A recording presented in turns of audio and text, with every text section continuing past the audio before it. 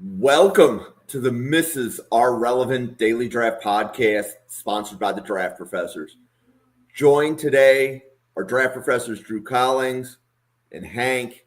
Guys, it is really good to see you. We're going to be getting into some wide receivers. We were updating each other with our fantasy teams backstage. So, Drew, how are your fantasy teams doing right now?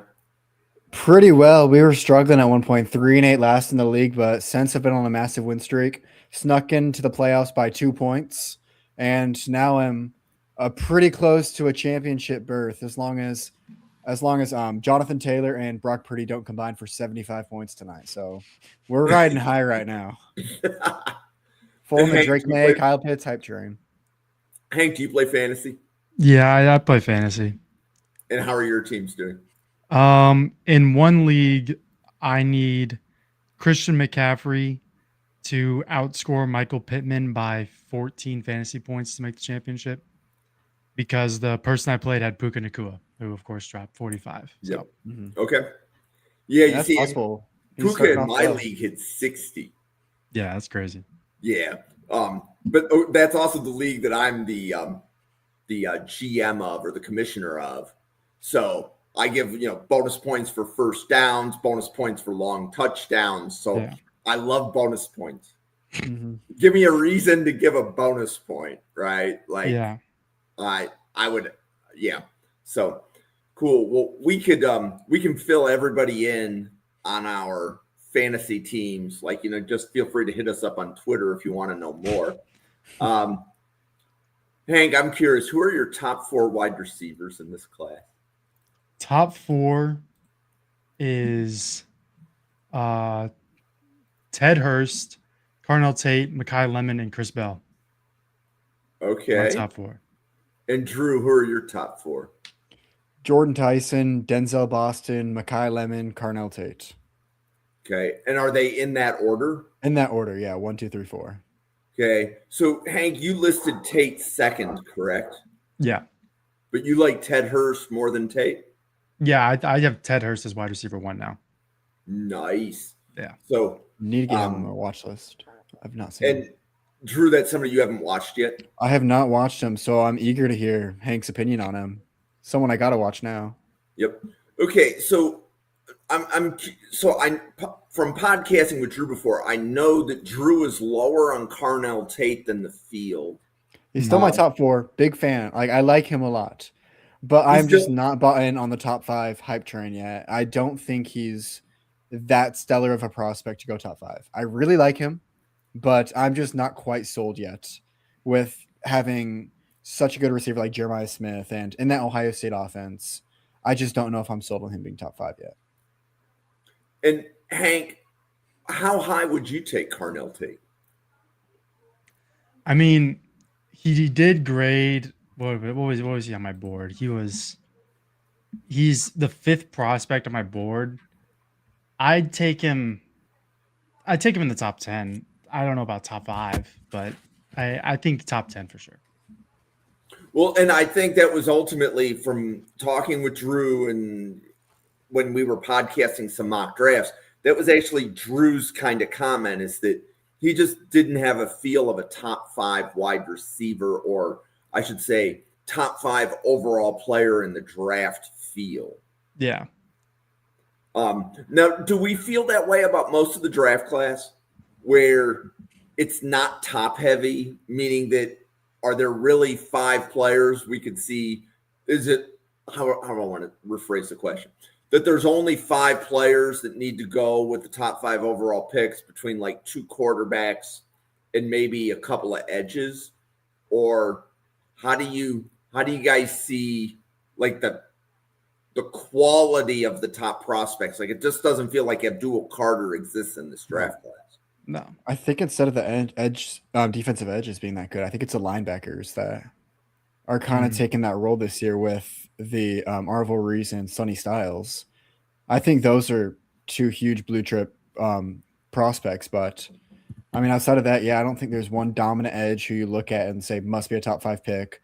I would say Ruben Bain, but with his arm length, I don't know right now. But yeah, it's a very different evaluation this year. Yeah, I just want to. I if positional value didn't exist, Sonny Styles would definitely be in the like top two, probably Mhm. number one. I think he's the best player in the draft. Yeah. But I mean, the only two guaranteed top five picks, I'd say, and it would be Dante Moore, but we don't know if he's going to declare, are Mendoza and Arvel Reese, who Yes. I'm like 90% or higher that they're going to declare for the draft. So those are like the only two that I would stamp into the top five. Not Ruben Bain anymore. I feel Mhm. like people are going to start getting a little bit lower on him, and he's going to kind of.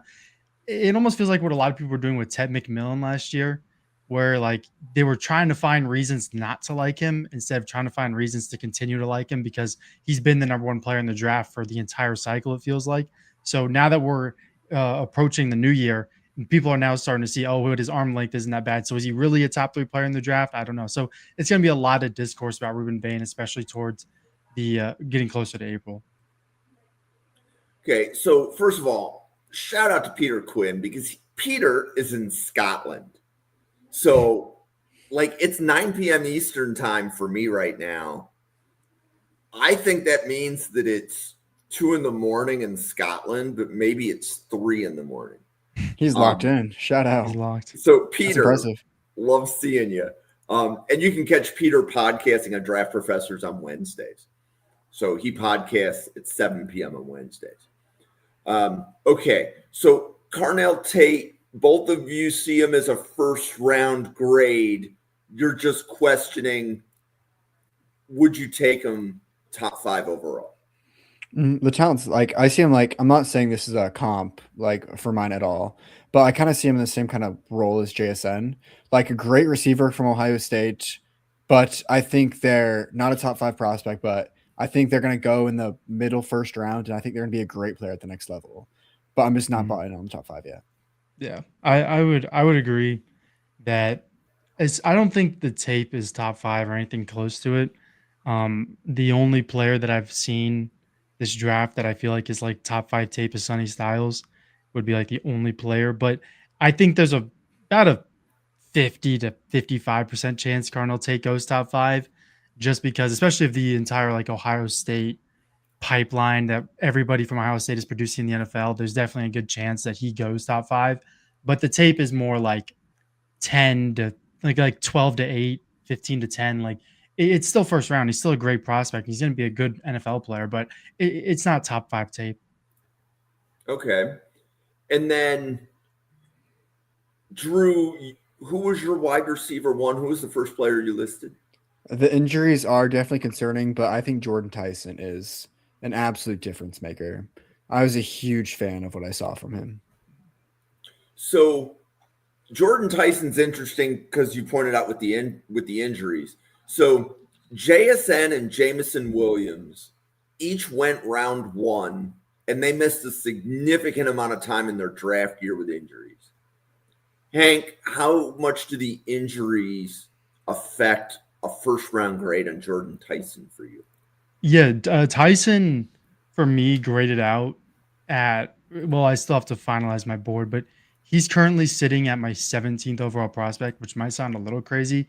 But his grades are really good. Like I think his release package is probably the best in the draft or right there with guys like Makai Lemon or in my opinion, Ted Hurst has a great release package. His ability to separate at every level of the field, he has great technique.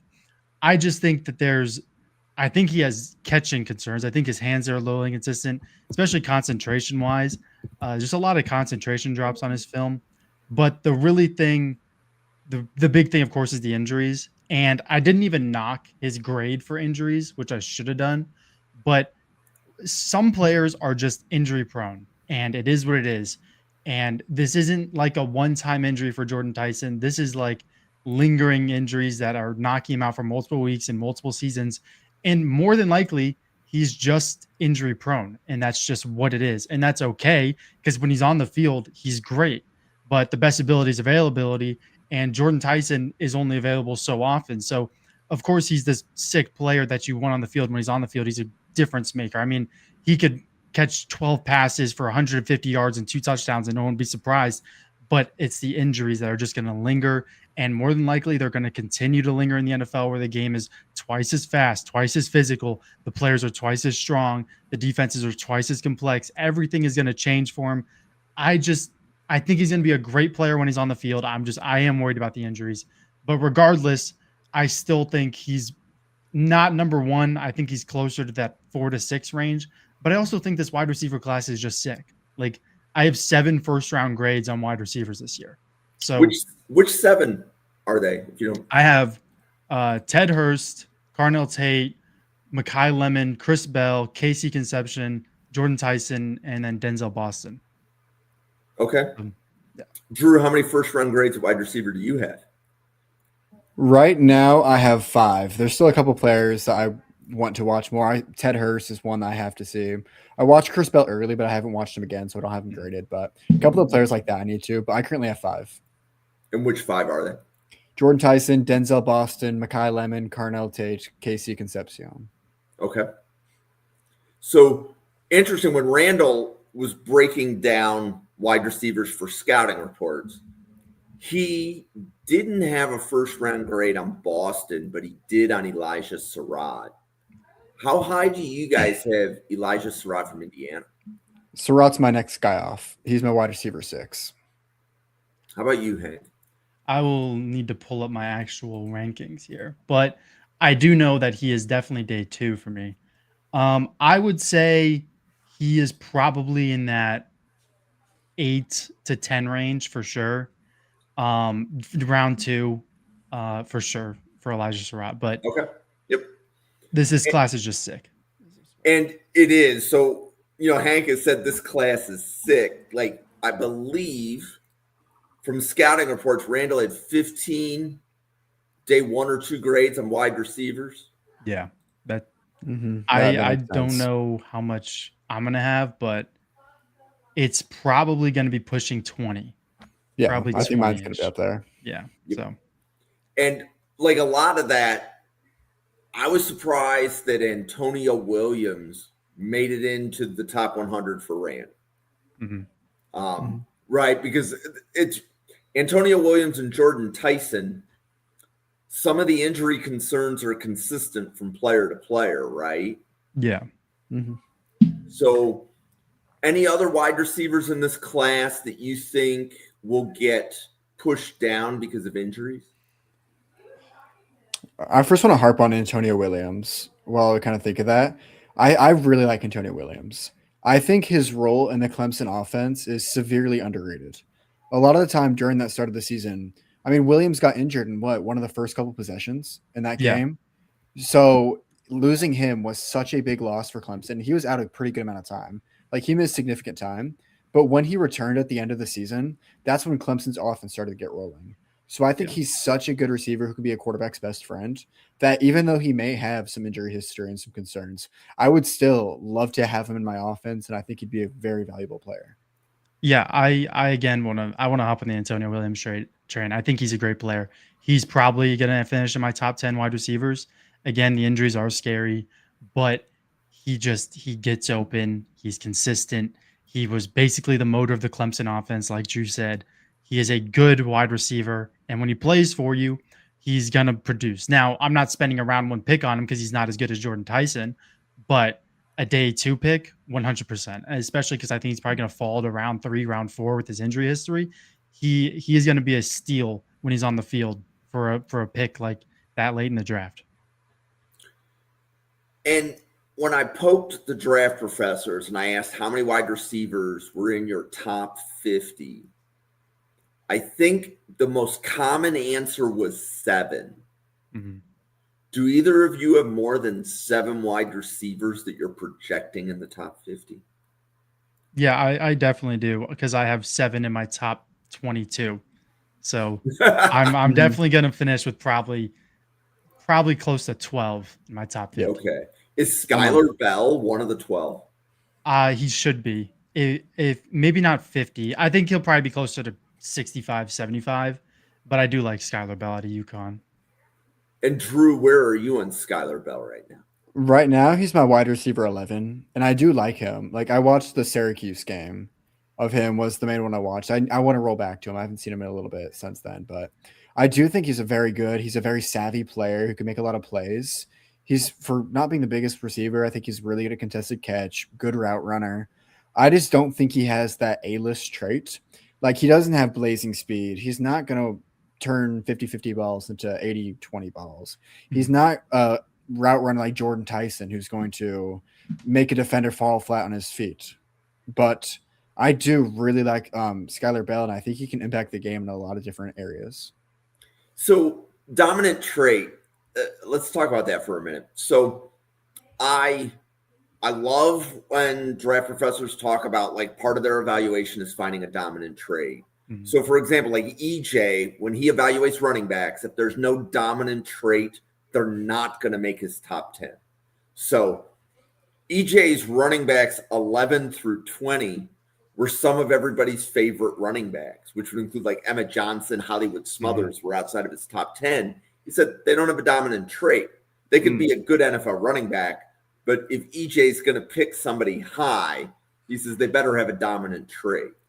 Yeah, I think the Emmett Johnson take is a little spicy. I think would agree with I think that. his vision and agility is just ridiculous.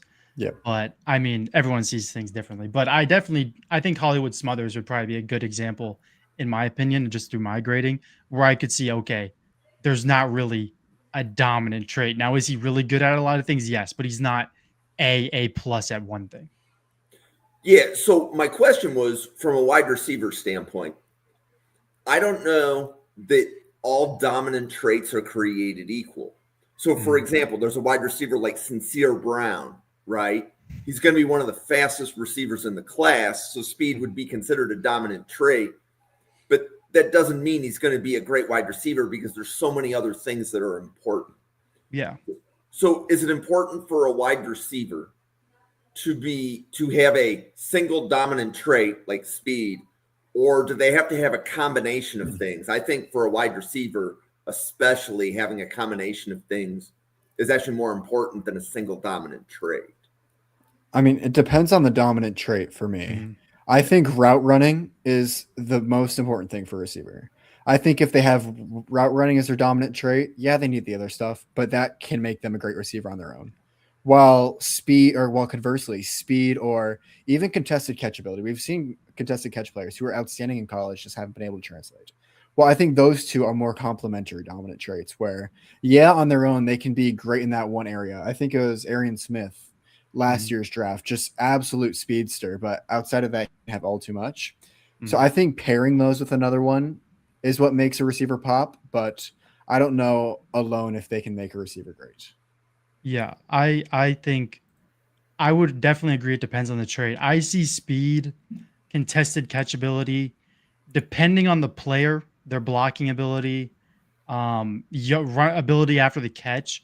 Those four feel more like a luxury to me than like a dominant trait. But things like a release package, your footwork, your awareness of the sideline, your ability to manipulate coverages, your route running, especially those, if you are dominant at one of those five things, you're going to be high on boards because it's just so translatable to the NFL.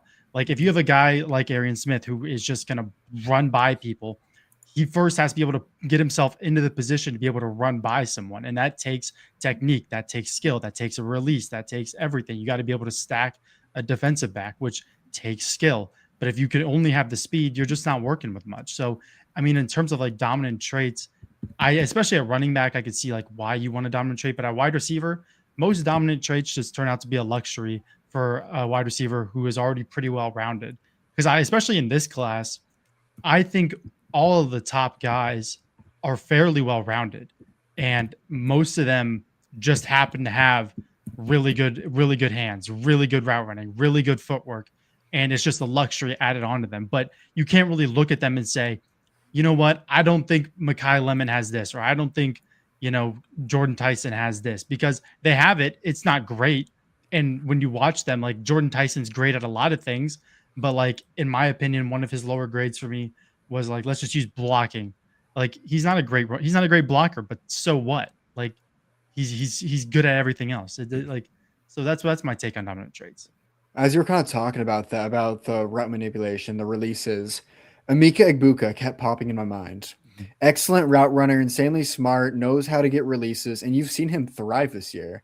When healthy, he's been a stud for the Buccaneers. Yeah. And I think that's the difference. He's not the most athletic wide receiver ever. Yeah, he can do it, but he's not going to blow past people in a 40-yard sprint. He's not going to consistently jump over people to bring down contested catches. Yet he's one of the most impactful rookie receivers is because he's that good at his dominant trait. So Emeka Egbuka was the reason Randall said Elijah Surratt can go in round 1. He said if Egbuka went round 1 last year, Surratt is going to be really similar because he doesn't have anything dominant, but he does enough things well, which includes the route running, that he is going to go really high in the draft. How do you guys think Egbuka compares to Surratt, Hank? I think first the main issue is that this class, especially at the top, is just better than last year, in my opinion. Like last year, you had, if you want to throw Travis Hunter in there, you can, but you had like Ted McMillan, who was going to be a high draft pick, and then late you got to Matthew Golden, who was at the back end. Then you had probably a Buka, and then it was kind of up to like the own person's taste. Like I really like Luther Burden. A lot of people didn't like Luther Burden.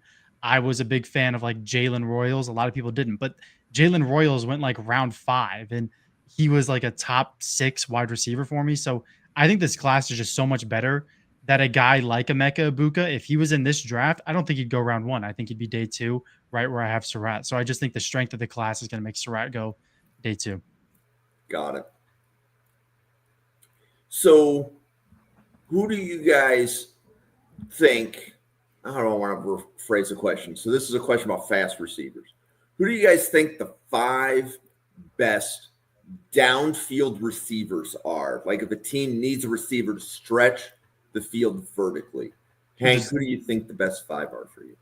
I think, I mean, if you want to talk, you want to like speed or just overall deep threat?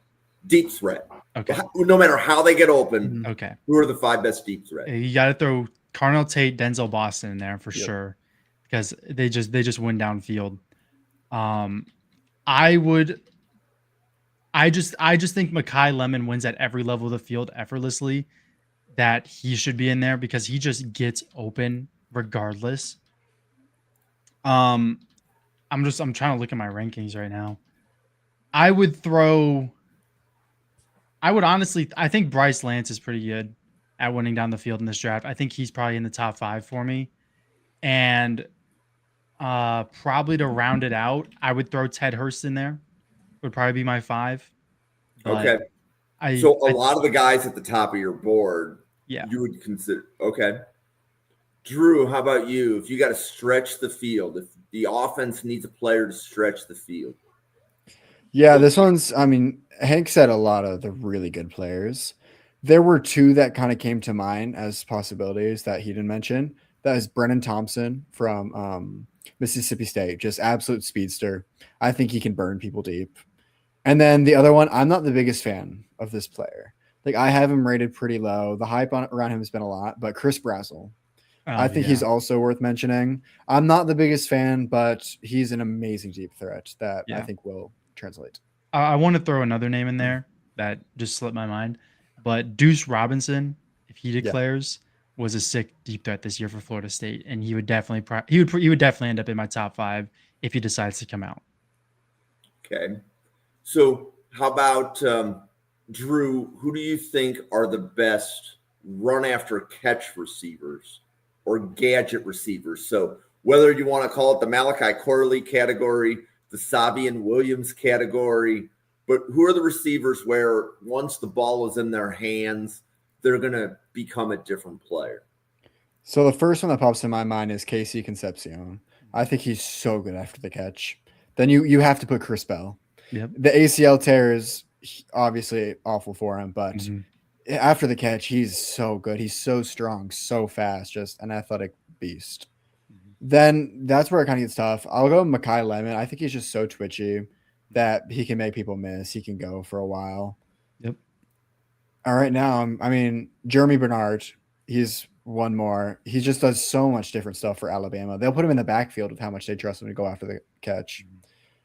And I'll pass off to Hank after that. If you got any more, I mean, my list isn't as full as I'd want it to be right now for Yeah. wide receiver big board, but yeah.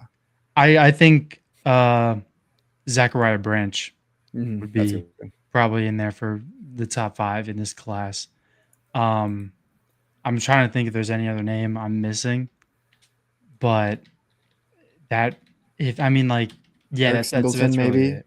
I Yeah, could see maybe him be someone twitchy, but I don't know if I'd put him up there with everyone else.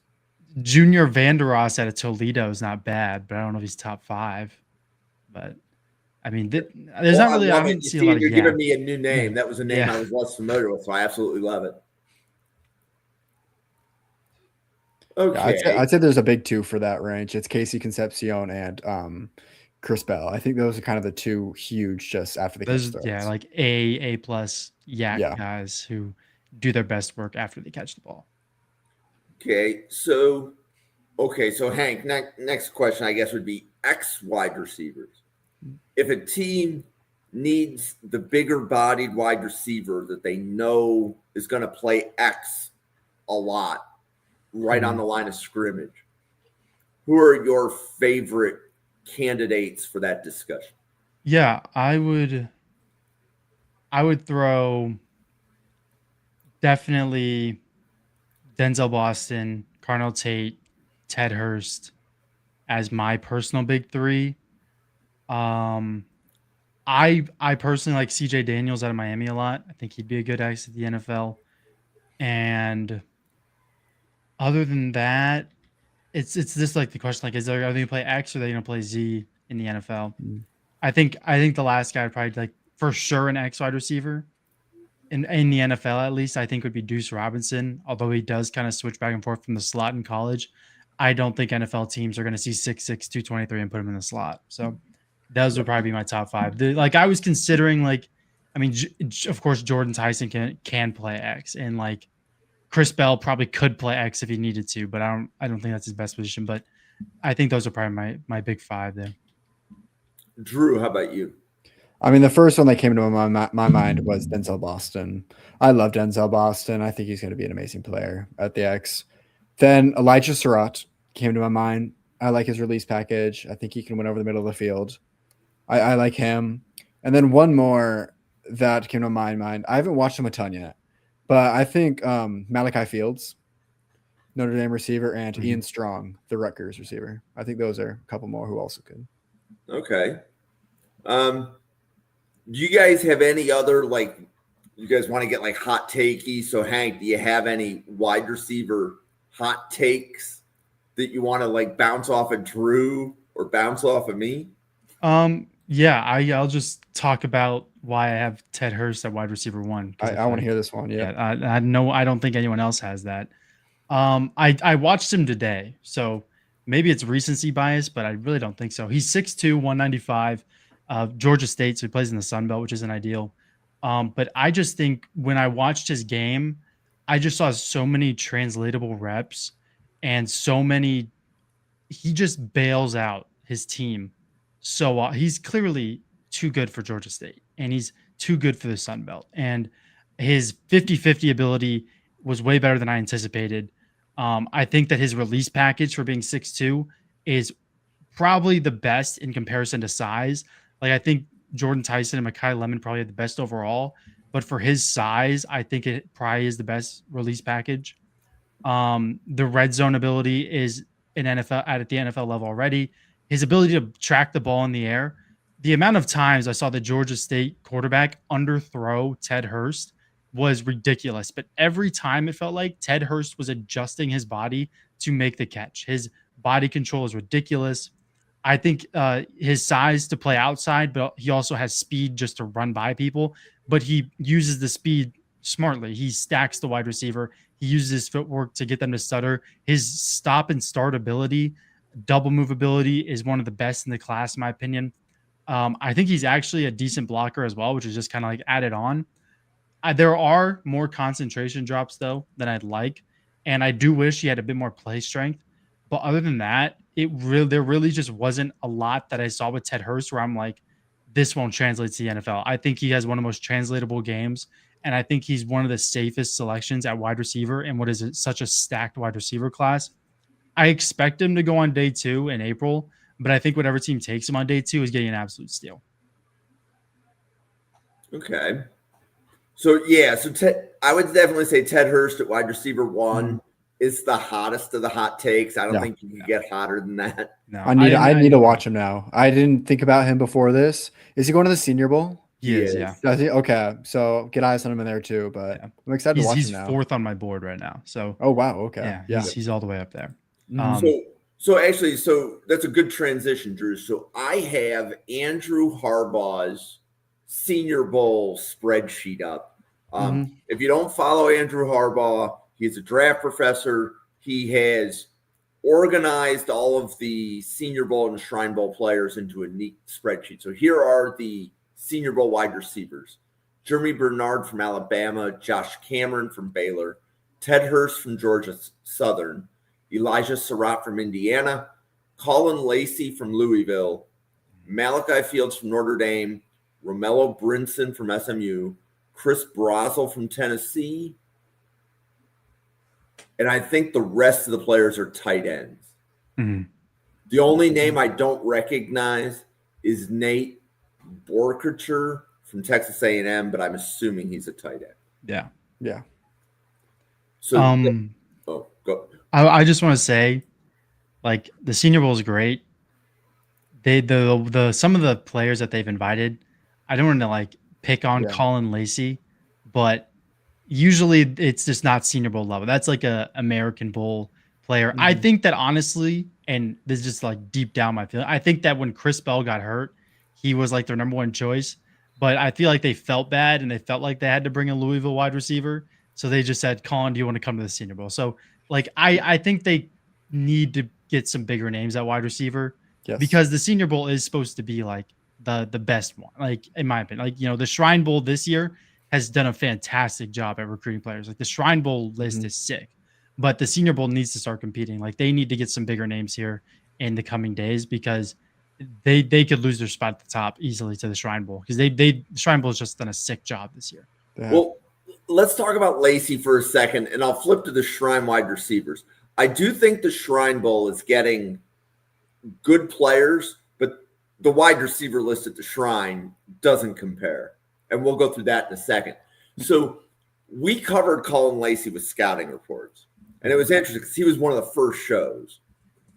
And Randall's like, okay, he's the first wide receiver that doesn't get drafted. He says that basically Colin Lacey is going to be the wide receiver everybody calls when they need to fill out their camp roster. But Randall didn't think he was going to get drafted. He says with the caveat, he says if a team needs a kick returner in round 7, they're going to draft Colin Lacey. Right? That was his scouting report. Then when the big boards came out like 7 or 8 weeks later, Lacey had about a round 5 grade. And Randall said something similar, I think, to what Hank said, is that, well, you know, Bell got hurt. Lacey was getting more reps. He is very draftable. And the kick returning is just like the cherry on top because I believe Lacey has 4 or 5 kick return touchdowns in his career. You can fact check me on that. I can go look that up in a minute. Okay. Shrine Bowl wide receivers. And again, I'm pulling this from Andrew Harbaugh's spreadsheet. Yeah. Jeff Caldwell from Cincinnati. Kendrick Law of Kentucky. Xavier Thomas from LSU. Chris Hilton from LSU. Deshaun Stribling from Ole Miss. Aaron Anderson from LSU. Eli Heidenreich from Navy. J. Michael Sturdivant from Florida. How many draftable grades have I said yet, Drew? I'll be honest, I don't think I've watched really any of them.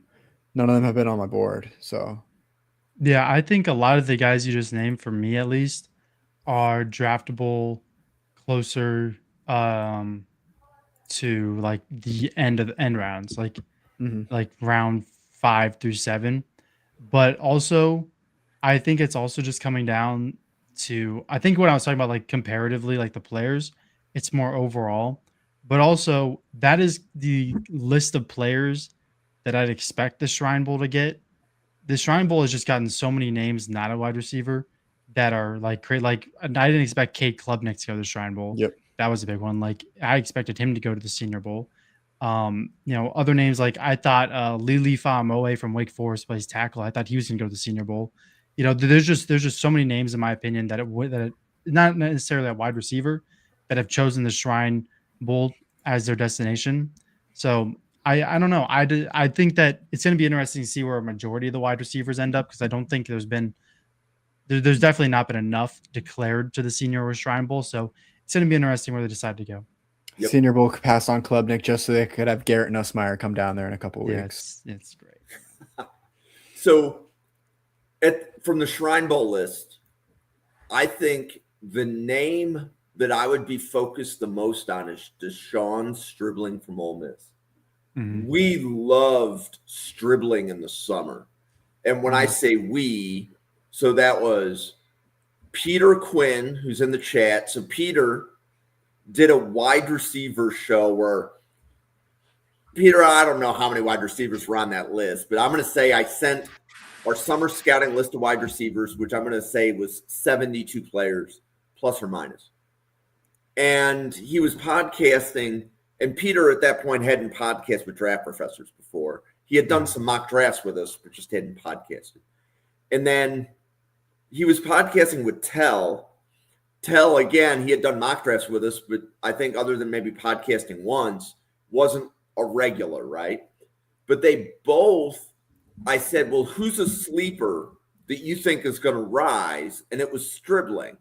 And then I mentioned that to Owen. Owen watched Stribling. He was at Oklahoma State last year.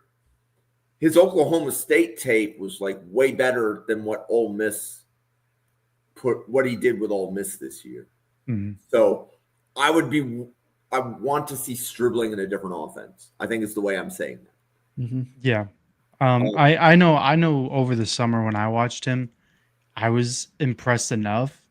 Like I probably wasn't like, oh, he's like the biggest sleeper in this class, but I think he's definitely a sleeper. But unfortunately, I'm pretty sure he's out of eligibility. So wherever he goes next will be in the NFL, and I expect him to get drafted. But I think that it's definitely gonna be day 3 for him. Yep. And then Hank, I will also give a lot of credit also to your comment that the Shrine Bowl has some seriously legitimate players. I know that you like Malachi Lawrence, Owen and Newt do as well at the edge.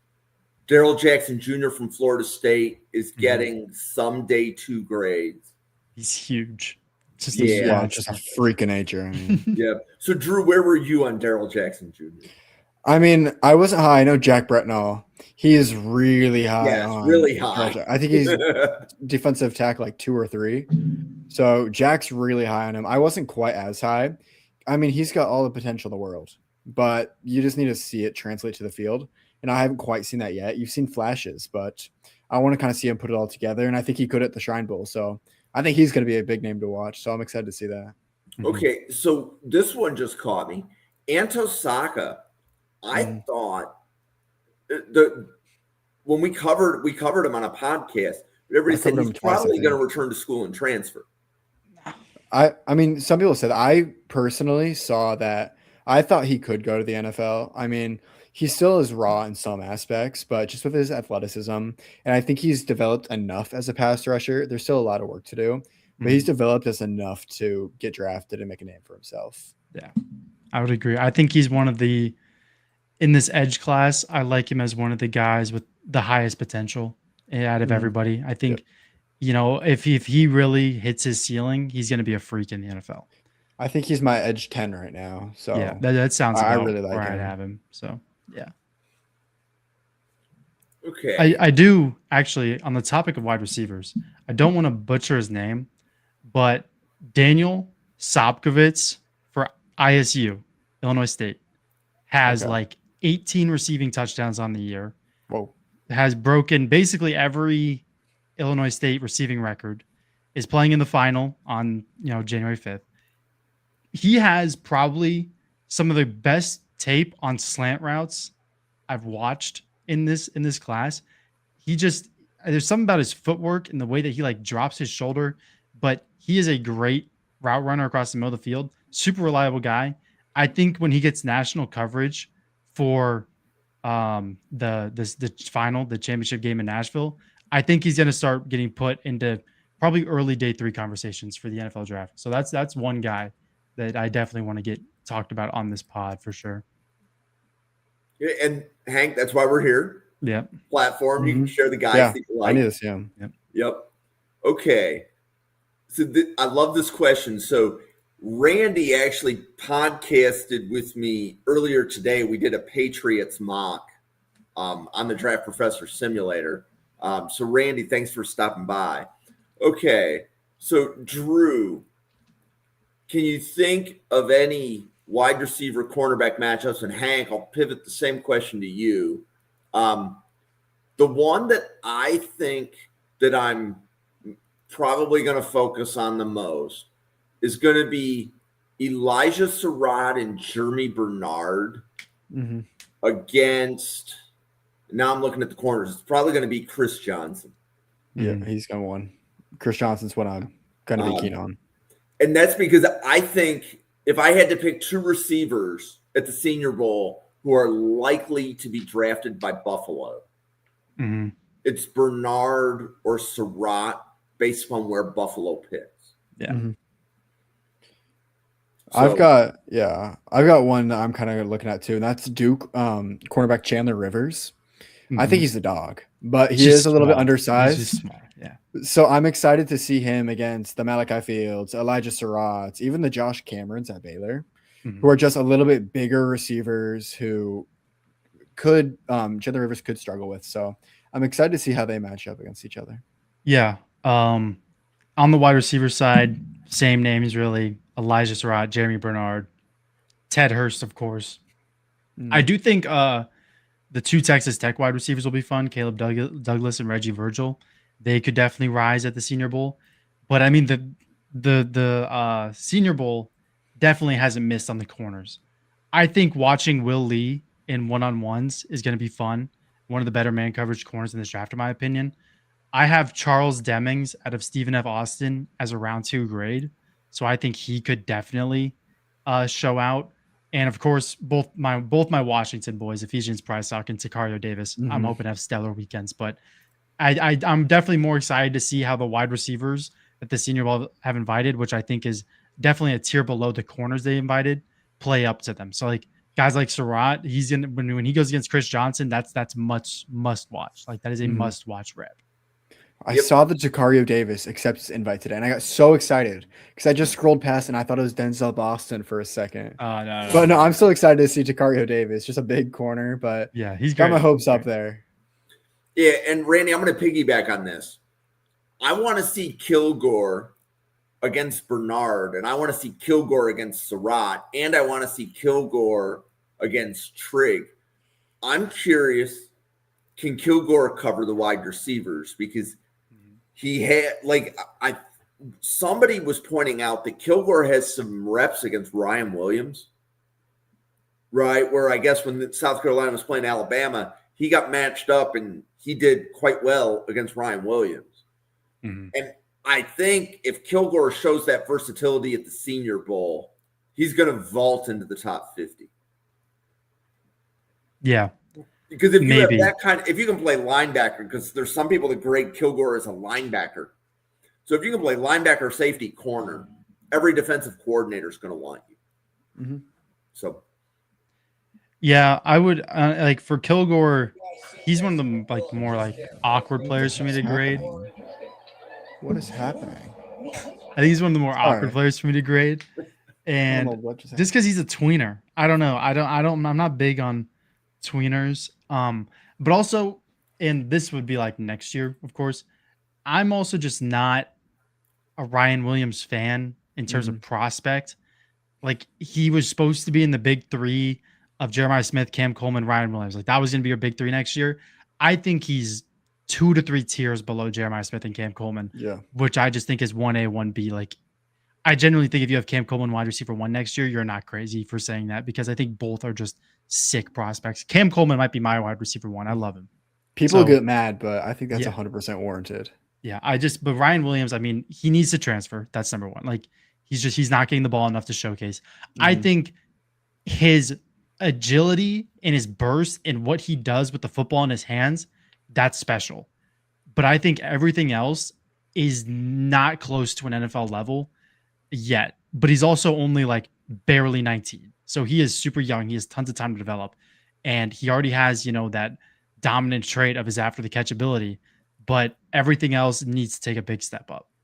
I see his hands. He has so many drops right now Yes. that Yes. I just need to see improved.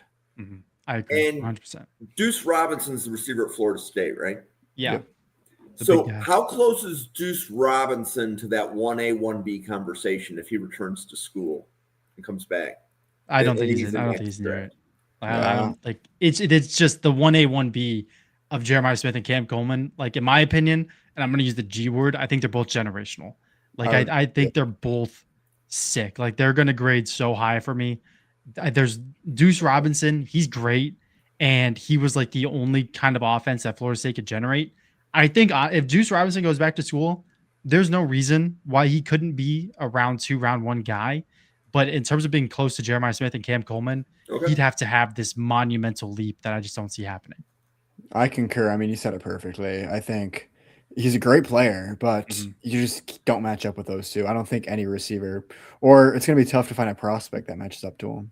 Yeah. Okay. And you wouldn't have Griffin Wild approaching that. Again, good player, but not the generational tier No. that you're talking I would about. agree with No. yeah. I don't like using the G word a lot, but next year I think it's gonna get thrown around a lot because the class is just ridiculous. But I think the only 2 wide receivers next year that I'd label with generational, like top of the class, is Smith and Coleman.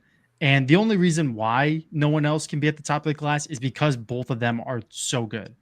Like they're setting the ceiling of next year at such a high level that it would be ridiculous to think that more than 1 or 2 players would be able to be that good at football and be that good as a prospect. So we'll see what happens, but I just fully expect it to be Smith, Coleman, drop a tier than like of the rest of the field. So Got it.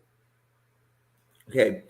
Any other wide receiver takes? Like Drew, do you have any hot takes that you want to share with I'll the mention, wide receiver yeah. class for this draft? I've got 2 players I kind of want to run by Hank.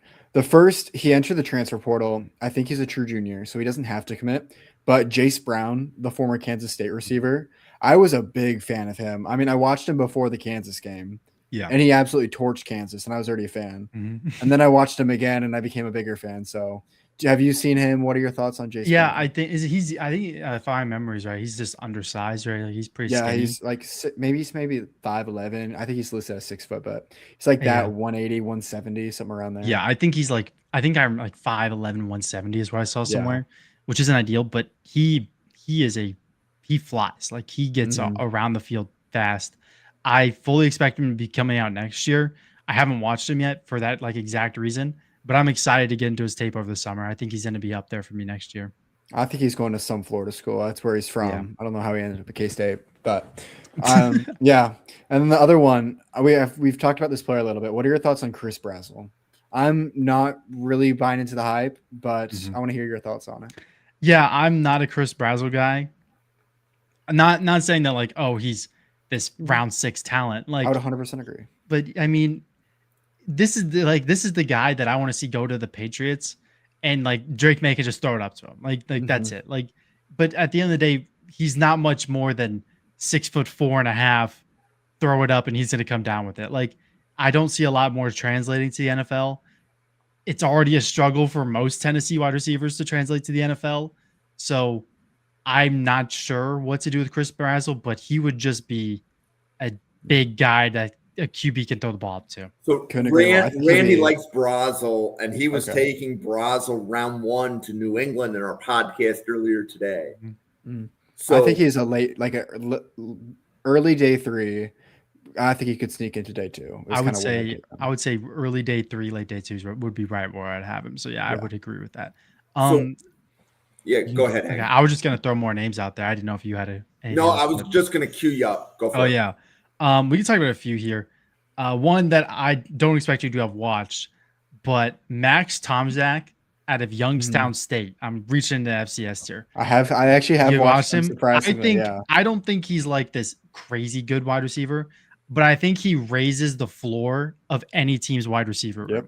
I think he's a great wide receiver 3, wide receiver 4 at the next level. This is a guy who's going to go on day 3 and is just going to be super consistent. He had great tape against Michigan State this year. I thought his tape against Michigan State was pretty good, which was the toughest opponent that he ended up playing. So I think he's going to produce at the NFL level. So I'm excited to see what he does. I don't know if you have anything else you want to add on him, Drew, but I mean, I watched the Michigan State game, and I mean, I don't think, as you said, he won't blow anyone away. I don't think he'll be this wide receiver 1 dynamic threat, but yeah, he's just going to be a good receiver who continually produces in the NFL. Yeah, I would agree. And then, but while I'm like looking at my names, another hot take I have is that I don't think any of the LSU wide receivers are good enough to get drafted. I think some will, but I don't have any of them with draftable grades. I don't know if you have some that sneak in or if you're high on one, but I think they're just pure athleticism right now. I just need to see him grow a little bit more. Maybe at the Shrine Bowl. I think they're all going to the Shrine Bowl, but one of them will pop off, and I could see them very much improving their stock. But as of right now, with how dysfunctional that whole LSU team was, I don't see any of them right now. Yeah, like Barryon Brown is a return guy, and Aaron Anderson can run a great post route, but in my opinion, that's about it. But like, I don't think any of them are going to get draftable grades for me. And then I guess the final name that I'd want to talk about for this would probably just be Zachariah Branch, because I feel like there's like a huge gap on where everyone is with him. Like some people have him late day 3, some people have him top 50, top 40. Yes. I think he's probably going to finish in my top 80-ish. I just think one of the best guys after the catch. He's basically like I used like my comp for Jordan Tyson right now was Khalil Shakir on crack. When I'm talking about like Khalil Shakir on crack, I mean like Khalil Shakir, Boise State / year 1. Zachariah Branch is like Khalil Shakir right now. He's the guy that you're going to throw the ball. He's going to have an ADOT of like 3 in the NFL, but he's going to catch the ball behind the line of scrimmage and gain 15 yards because that's just what he's good at. So I think an NFL team is really going to value that, especially in the new wave of RPO offenses and quick play.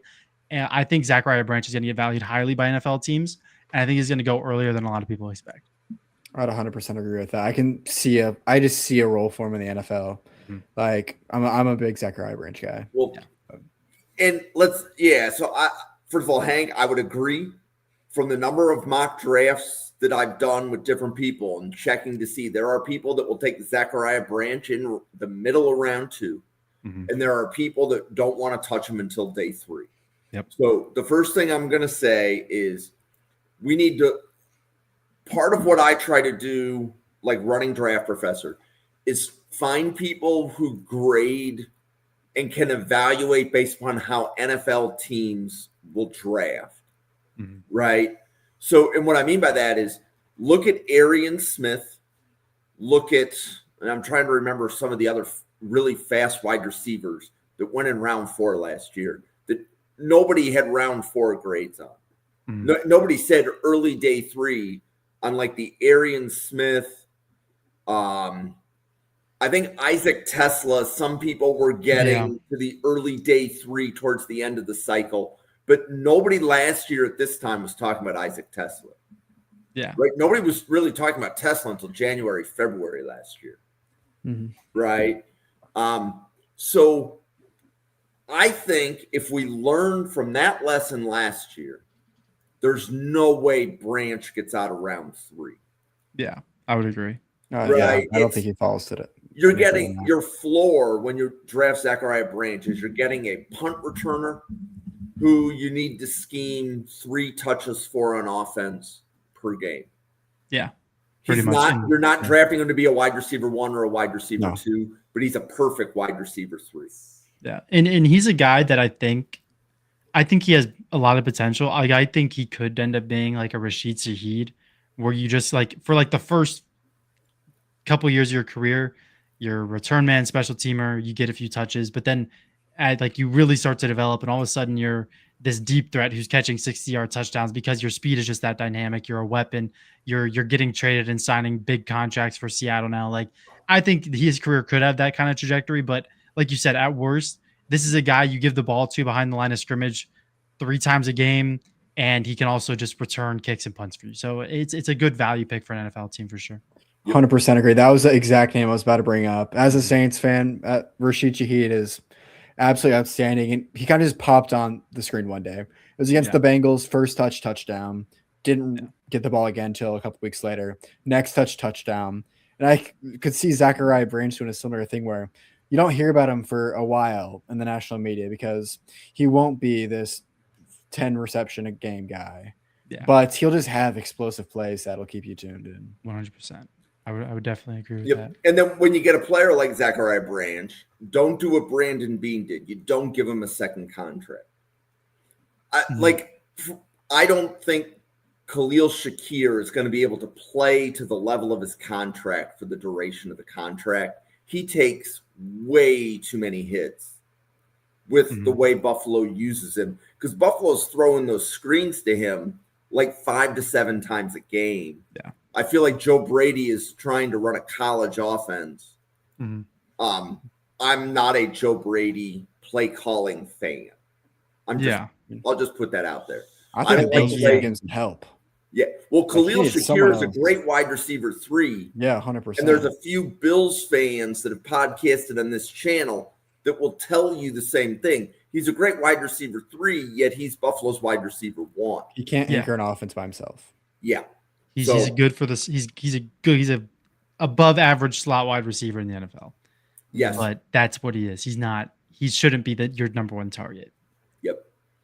Why don't we pause for podcaster identification? So several people in the chat, including Anthony, Randy, thank you for being here. What was it? Peter, you were here. Brandon. So I see Brandon there, and I see Peter here. So, Drew, do you want to let everybody know where they can find you and all of the other content that you make? Yeah, first off, follow me on Twitter. It's at Drew M. Collings. I post random stuff, some scouting reports, some random stuff like that. I have a Substack I just started. It's linked to my Twitter bio. You can find that there. I'm a writer for a New Orleans Saints site called Who Dat Dish, as well as I have my Saints podcast. A couple other people called Dome Discussions. We're live about once a week there, so join us for that. And I'll be here at least every Saturday and Monday. We'll see about Sundays. I'll let you know, but I'll be here at least twice a week. Yeah. Cool. Hank. Yeah. Hank knows ball on Twitter and Substack. Definitely going to get back into the Substack grind as we get closer to April with more definitely like positional rankings, big board, as that gets finished up. Finally hit 100 players graded. So it's been slow, but it's been getting there. I way overestimated how long it takes to grade a player, but that's just all fun. And just follow, do whatever you want, or just check it out, whatever works. Yeah. And I want to give a shout out and just a thank you to both of you for making Mondays happen at Draft Professor. And then we have a podcast next week on Monday. In 2 weeks, Alex from Hail Mary Sports will be guest appearing. We'll be going through the running back boards for Alex, Hank, and Drew. So be on the lookout for that. But for Drew, Hank, myself, the 110 people at Draft Professor, thank you for tuning in, everybody. Enjoy your Monday night. Have a safe holiday season, and we will see you on a podcast again next week. Thank you.